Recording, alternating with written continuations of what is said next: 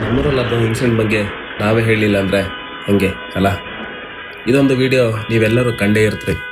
ಮೊನ್ನೆ ಶೆಟ್ರಘಟ್ಟಲ್ಲಿ ಅದೊಂದು ಆಕ್ಸಿಡೆಂಟ್, ನಮ್ಮೂರು ಕುಂದಾಪುರದಲ್ಲಿ ಆಕ್ಸಿಡೆಂಟ್.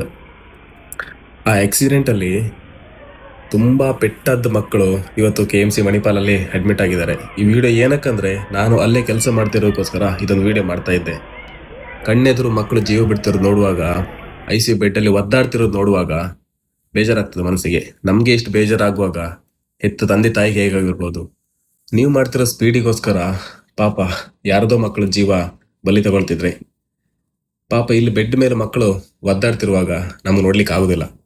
ಅಲ್ಲ, ಅದೊಂದು ಬಸ್ಸಿಗೆ ಅಥವಾ ಆ ಲಾರಿಗೆ ಒಂದು ಸ್ಪೀಡ್ ಮೀಟರ್ ಹಾಕ್ಲಿಕ್ಕೆ ಆಗುದಿಲ್ವಾ ನಮ್ಮ ಗೌರ್ಮೆಂಟ್ ಹತ್ರ? ಯಾಕೆ ಈ ತರ ಆಗ್ತಾ ಇದೆ? ಇದನ್ನು ಪ್ರಶ್ನೆ ಮಾಡೋರೇ ಯಾರಿಲ್ವಾ? ಜೀವ ಹೋದ್ಮೇಲೆ ಪ್ರಶ್ನೆ ಮಾಡ್ಬೇಕಾ? ಅಲ್ಲೊಂದು ಸಾರ್ವಜನಿಕ ವಾಹನಕ್ಕೆ ಒಂದು ಸ್ಪೀಡ್ ಅಳವಡಿಕೆ ಇಲ್ಲ ಅಂದ್ರೆ ಹೇಗೆ? ಅದೇ ತರ ಒಂದು ಕಲ್ಲು ಕೋರೆಯ ವಾಹನಕ್ಕೆ ಸ್ಪೀಡ್ ಅಳವಡಿಕೆ ಇಲ್ಲ ಅಂದ್ರೆ ಹೇಗೆ? ಇವಾಗ ಮೊನ್ನೆಷ್ಟು ನಮ್ದು ಆರ್ಟಿಕಲ್ ನೋಡಿದೆ, ಅದರಲ್ಲಿ ಸ್ಪೀಡ್ ಹಾಕ್ಬೇಕಂತ ಇದೆ. ಎಷ್ಟು ಜನ ಹಾಕ್ತಾರೆ ಇಲ್ವೋ ಗೊತ್ತಿಲ್ಲ. ಇನ್ನು ಕೂಡ ಸ್ಪೀಡ್ ಅದು ಹಾಗೆ ಇರ್ತದೆ ಅಂತ ನಾನು ಅಂದ್ಕೊಂಡಿದ್ದೆ. ಇನ್ನು ಎಷ್ಟು ಜೀವ ಹೋಗ್ಲಿಕ್ಕಿದೆಯೋ ಗೊತ್ತಿಲ್ಲ. ಯಾರ್ದು ಹೋಗ್ಬಾರ್ದು. ಇದಿನ್ನು ಸರಿಯಾಗಿ ಬೇಕಂತ ಇದ್ರೆ ಈ ತರ ವಿಡಿಯೋಸ್ನ ನಾವು ಕುಂದಾಪುರ ಬದಿ ಕ್ರಿಯೇಟರ್ಸ್ ಎಲ್ಲ ಮಾಡ್ಲೇಬೇಕಾಗುತ್ತೆ. ಇದನ್ನ ಸಂಬಂಧಪಟ್ಟ ಇಲಾಖೆಗೆ, ಅಧಿಕಾರಿಗಳಿಗೆ ಶೇರ್ ಮಾಡಲೇಬೇಕು.